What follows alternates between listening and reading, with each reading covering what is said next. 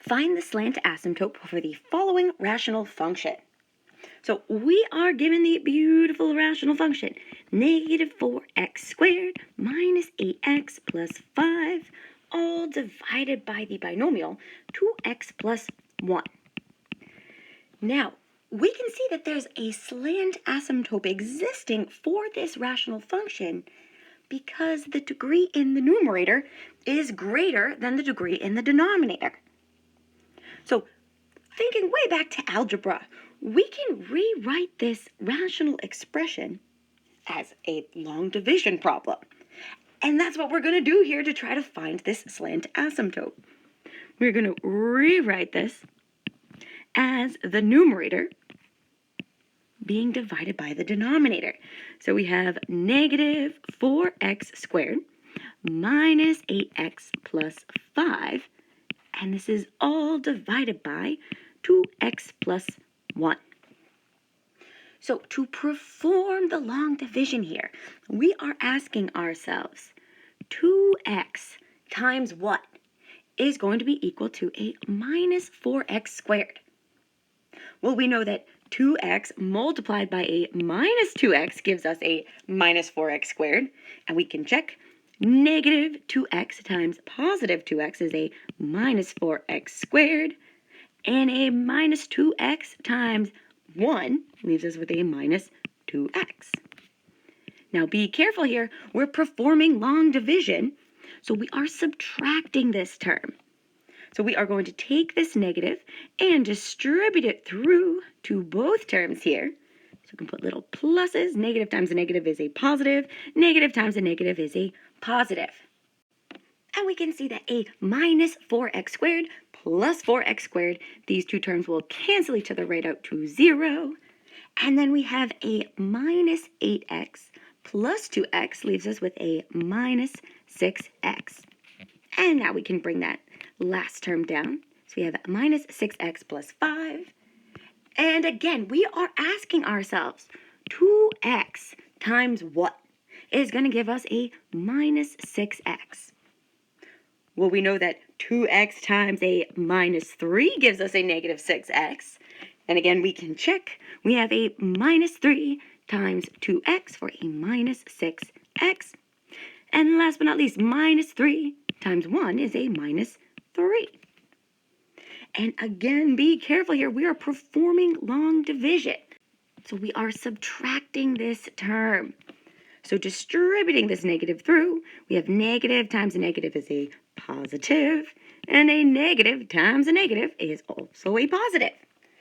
And we can see that minus 6x plus 6x cancels out to 0. And last but not least, we have 5 plus 3 is 8. And since there's no more x's, we're done. We can say that this expression has a remainder of 8. Now, in order to identify the slant asymptote for this rational function, we want to rewrite this rational expression in the simplified form. So again, we started with a negative 4x squared minus 8x plus 5, all divided by 2x plus 1. And we just simplified this rational expression to a minus 2x minus 3 plus a remainder of 8 by the divisor, 2x plus 1. Now, looking at this simplified rational expression, we can see two distinct terms. We can see this first portion is a linear expression, or a diagonal line, which we know is a slant. And then we have our second distinct portion here is the rational function, or the rational expression. So the linear portion of this simplification is the slant asymptote. So we can say that, therefore, f of x, our rational function, has a slant asymptote, or oblique asymptote, at the diagonal line, y is equal to minus 2x minus 3. Beautiful. So this is our beautiful final answer here. We have determined that this rational function has a slant asymptote at the diagonal line, negative 2x minus 3. And let's take this one step further, and let's go ahead and graph this diagonal asymptote, or our slant asymptote. Now, in order to sketch an accurate graph here, we need at least 2 points that exist on this diagonal line. So the easiest points to choose are going to be the intercepts, our x and y intercepts. Now, notice that our slant asymptote is already in slope-intercept form. You can see that that's mx plus b. So the y-intercept, we already know. We know that the y-intercept is b equals negative 3. So if we write this in the ordered pair form, we have xy is equal to 0 minus 3. Now for the x-intercept, again, we know the x-intercept is where this line crosses the x-axis. So we are going to set y equal to 0. So I have a minus 2x minus 3 equals 0. We can add 3 to both sides. We have negative 2x equals positive 3.